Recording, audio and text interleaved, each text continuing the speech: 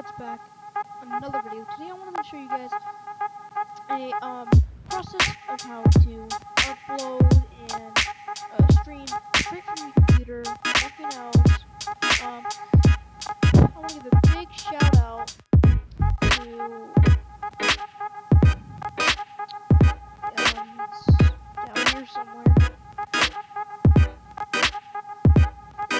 Ziovo, and I'm sorry if I got your name right. Anyway, so what you're pretty much want to do is you're going to want to open a new tab and go to open.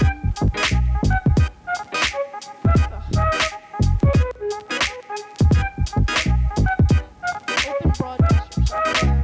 I'm terrible typing today.